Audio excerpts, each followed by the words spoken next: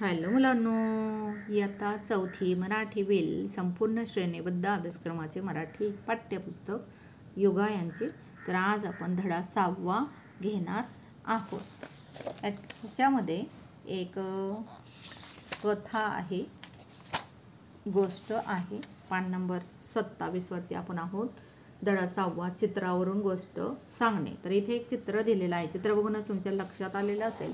बऱ्याच जणांना ही गोष्ट लक्षात देखील आलेली असेल, त्यांनी ऐकलेली असेल. पुढील चित्र पहा. चित्राचे निरीक्षण करून गोष्ट सांगा. तर इथे तुम्हाला एक विहीर दिसते. विहिरीमध्ये स्वच्छ छान असं पाणी आहे.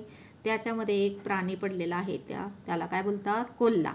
वरती तुम्हाला एक दिसतोय तो बोकड. मोठे मोठे शिंग आहेत त्याला. दुसऱ्या चित्रामध्ये तुम्हाला दिसतंय तर आता उलटं झालेलं आहे. कोल्हा बाहेर आणि बोकड आतमध्ये पडलेला आहे.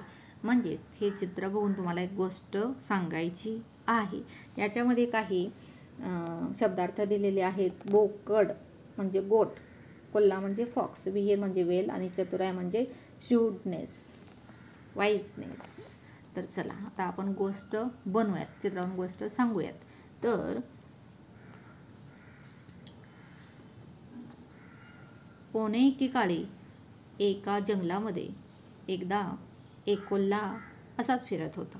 त्याला फिरून फिरून त्याला काही शिकार भेटले नाही. त्याला खूप भूक लागली होती आणि चालता चालता तो पडला विहिरीत, जी जंगलाच्या कडेला जे एक गाव होतं त्या बाजूला तो फिरत फिरत आला आणि तिथे जी एक विहीर होती, खूप खोल विहीर होती, त्याच्यामध्ये तो अचानक पडला. त्याने खूप प्रयत्न केला बाहेर येण्याचा, पण त्याला काही बाहेर यायला जमत नव्हतं. आता काय करायचे म्हणून मग कोल्हा म्हणजे चतुर प्राणी. तर बराच वेळ झाला त्या बाजूला कोणीही फिरकलं देखील नव्हतं.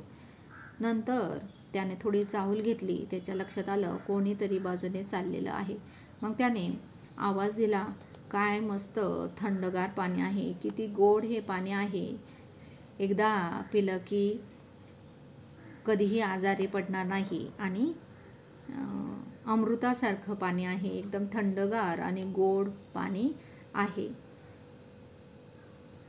तर हे ऐकून तिथून जो एक बोकड चालला होता तो त्या विहिरीकडे डोकवायला जातो. तो डोकवतो आणि कोल्ह्याच्या लक्षात येतो हा तर एक बोकड आहे आणि तो मनातच विचार करतो याला आपण सहजच फसवू शकतो. याचा वापर करून आपण विहिरीतून बाहेर निघू शकतो. मग तो काय करतो, बोकडाला म्हणतो, अरे बोकड दादा, काय मस्त पाणी आहे, एकदम गोड आणि थंडगार अमृतासारखं. जर एकदा पिला, मला माझ्या एका मित्राने सांगितलं होतं या विहिरीतलं पाणी पिलं की कधीही आजारी पडत नाही आणि खूप थंड पाणी आहे, खूप गोड पाणी लागतं, नारळाच्या पाण्यासारखं. तर मला राहावलं नाही म्हणून मी या विहिरीतच उडी मारली जास्त पाणी पिण्यासाठी. तर बोकड म्हणतो, मला देखील पाणी प्यावं वाटतंय. तर मग कोल्हा म्हणतो, मग कसला विचार करतोयस, ये की पाणी प्यायला आतमध्ये, उडी मार. तर बोकड म्हणतो, मी कसा येऊ शकतो आतमध्ये. तर कोल्हा म्हणतो, मी तुला मदत करतो. मी इथे कडेला उभा राहतो, तू माझ्या डोक्यावरती पाय ठेव आणि आतमध्ये सहज तू येऊ शकतो आणि छान छान असं गोड थंडगार पाणी तू पिऊ शकतो. हे पाणी पिला की तू आजारीच नाही पडणार कधीच. तर बोकड तर एकदम बोलतात ना, मागचा पुढचा काही न विचार करता तो जास्त विचार करत नाही की हा कोल्हा आपल्याला फसवेल किंवा काय. तर मग तो डायरेक्ट कोल्ह्याच्या डोक्यावर पाय ठेवून विहिरीमध्ये उडी मारतो आणि मग पाणी भरपूर पितो आणि मग म्हणतो, हां मस्तच छान पाणी आहे, थंडगार. तर मग कोल्हा म्हणतो, तर आता आपलं पाणी पिऊन झालेलं आहे, तर आता आपण जाऊयात बाहेर. बोकड म्हणतो, आता आपण बाहेर कसं जायचं. कोल्हा म्हणतो, अगदी सोपं आहे. जसा तू माझ्या डोक्यावरती पाय ठेवून आतमध्ये आला, आता तसंच तुझ्या शिंगांवरती पाय ठेवून डोक्यावरती मी सहज बाहेर पडू शकतो आणि मग एका रशीची मोठी फांदी आतमध्ये टाकतो, नाहीतर तुला मी माझा हात देतो आणि सहजच वरती काढून घेतो. बोकडाने देखील ऐकलं आणि बोकड विहिरीच्या कडेला उभा राहिला आणि त्याच्यावरून चढून डोक्यावर पाय ठेवत, शिंगावरती पाय ठेवत कोल्हा अगदी सहज विहिरीच्या बाहेर पडतो आणि मग त्याला म्हणतो, इथे तुम्ही बघताय विहिरीच्या बाहेर कोल्हा पडलेला आहे. बोकड आतमध्येच राहिला आहे, कारण हा कोल्हा म्हणतो, आता तू पाणी पित राहा, तू मूर्ख आहेस, मी तुला हे पाणी खूप थंडगार आहे म्हणून म्हटलं, अमृत आहे, आणि तू मागचा पुढचा विचार न करता आतमध्ये आलास. तुझ्या लक्षात आलं नाही की या विहिरीत पडलेलं एकटं बाहेर येऊ शकत नाही. आता मी खूप कंटाळलेलो आहे, आता मी जातो आणि काहीतरी शोधतो, तोपर्यंत तू हे थंडगार पाणी पित राहा. आणि अशा पद्धतीने कोल्हा त्या बोकडाला तसंच ठेवून निघून जातो. तर अशा पद्धतीने हा लबाड कोल्हा या साध्या आणि थोड्याशा मूर्ख असणाऱ्या बोकडाचा वापर करून विहिरीमधून बाहेर पडतो. तर आपल्याला एक गोष्ट याच्यातून शिकता येईल की कधीही पटकन कोणावर विश्वास ठेवू नाही. मागचा पुढचा विचार न करता सगळ्या बाजूचा विचार करून मग निर्णय घ्यावा. आणि कोल्ह्यासारखे चतुर व्यक्ती असतात त्यांच्यावरती तर कधीच विश्वास ठेवू नये. अशा पद्धतीने चित्रावरून गोष्ट आपण बनवलेली आहे, सांगितलेली आहे. तर चला आता पुढे आपण बघूयात प्रश्नांची उत्तरे. पाठ ज्ञान. पुढील प्रश्नांची एका वाक्यात उत्तरे लिहा. विहिरीत कोण पडला होता? विहिरीत कोल्हा पडला होता. विहिरीजवळ कोण आला? विहिरीजवळ बोकड आला. पुढील प्रश्नांची एका शब्दात उत्तरे लिहा. विहीर कशाने भरली होती? विहीर पाण्याने भरली होती.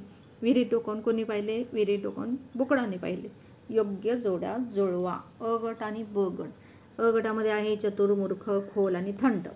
ब गटामध्ये आहे पाणी, कोल्हा, बोकड आणि विहीर. तर आता आपण जोड्या कशा जुळवणार? तर चतुर, कोल्हा, मूर्ख, बोकड, खोल, विहीर, थंड, पाणी, अशा पद्धतीने. पुढील वाक्य वाचा व पुन्हा लिहा. म्हणजे ही वाक्य वाचायची आहेत. मूर्खपणाने वागू नये, लबाड माणसांवर विश्वास ठेवू नये, म्हणजे जसा की कोल्ह्यासारखी. आता ही वाक्य जशीच्या तशी लिहायची आहेत, म्हणजे कॉपी पेस्ट करायची आहेत, सुंदर अक्षरात लिहायची आहेत. ग्रॅमॅटिकली व्याकरण काही चूक करायची नाही. काना, मात्रा, वेलांटी, होकार आणि पूर्णविराम अजिबात विसरायचा नाही, नाहीतर मार्क कट होणार. प्रश्न 5 चित्रकथेचे स्वभाषेत साविनय कथन करा. म्हणजे अभिनय करायचा आहे की 4-5 मुलांनी विहीर बनायचं गोल करून, एकाने बोकड बनायचं, एकाने फॉक्स बनायचं कोल्हा, आणि आजूबाजूला छान असं जंगल दाखवायचं आणि मस्त असा अभिनय, असा ड्रामा तो करायचा.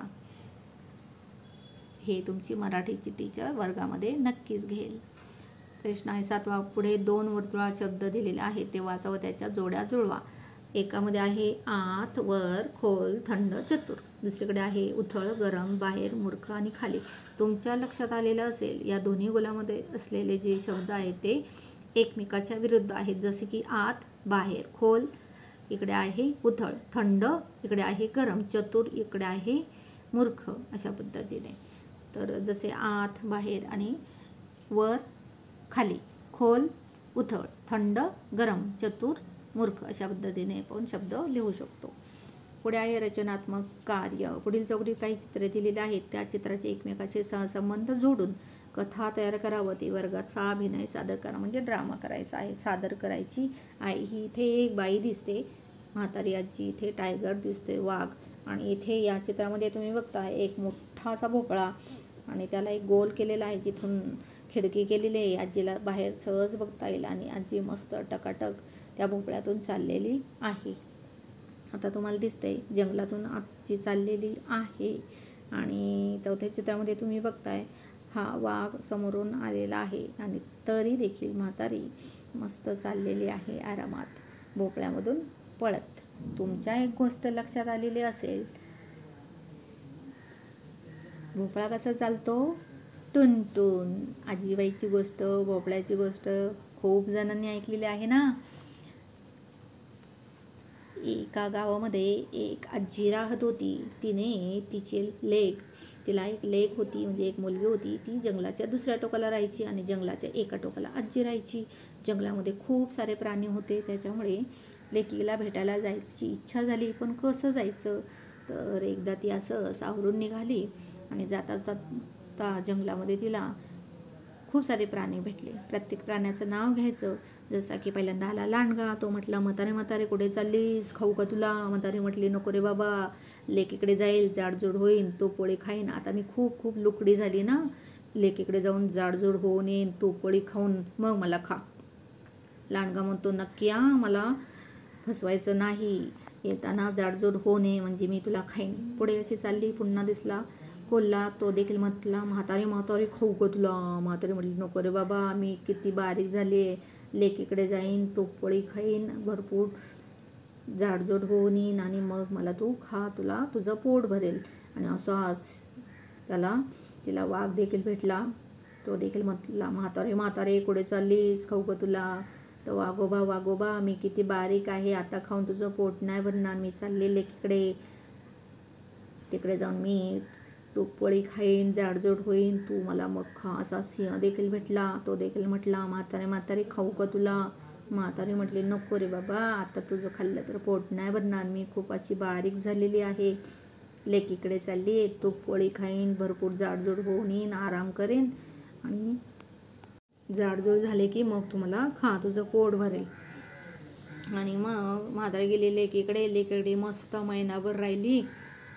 आणि आता तिला पुन्हा आपल्या घरी जायचं होतं.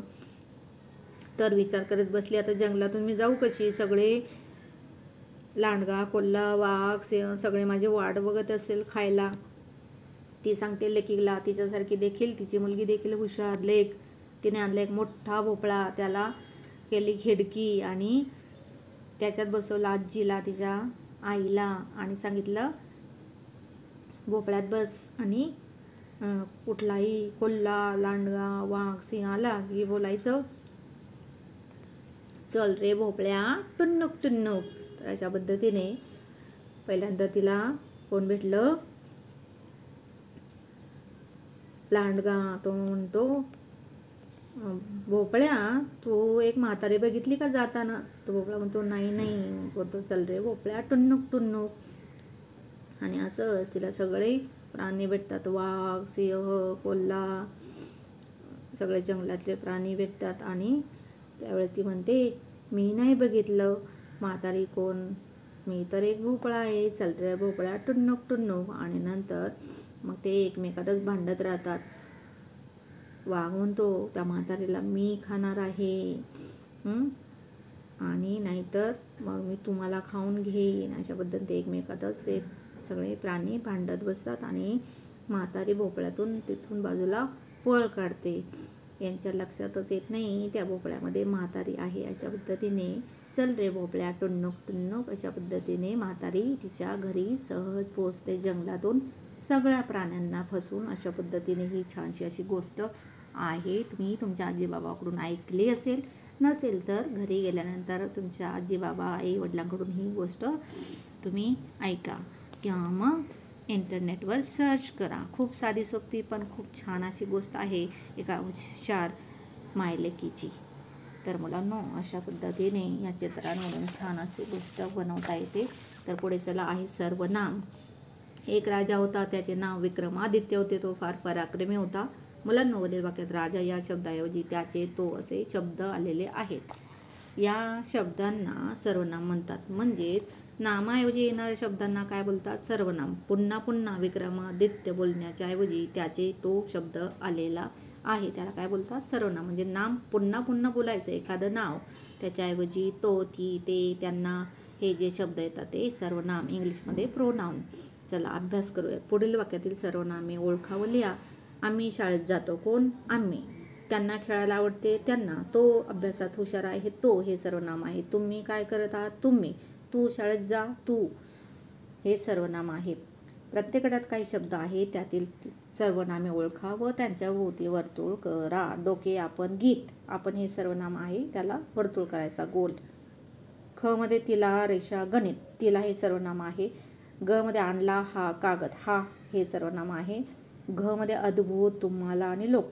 तुम्हाला हे सर्वनाम आहे, त्याला गोल करायचा, सर्कल करायचं. ड मध्ये आहे त्याला, प्रतीक आणि शाळेत. त्याला हे सर्वनाम आहे. तर मुलांनो, अशा पद्धतीने आपण व्याकरण देखील अभ्यासले. सर्वनाम. मुलांनो, अशा पद्धतीने आपला धडा येथे संपलेला आहे. इथे खाली एक QR कोड दिलेला आहे, तुम्हाला प्रश्नांची उत्तरे त्याच्यामधून देखील सहज भेटतील. पुढच्या मराठीच्या तासाला आपण बघणार आहोत धडा 7वा खरा मित्र चित्र कथा. तोपर्यंत छान छान अभ्यास करा.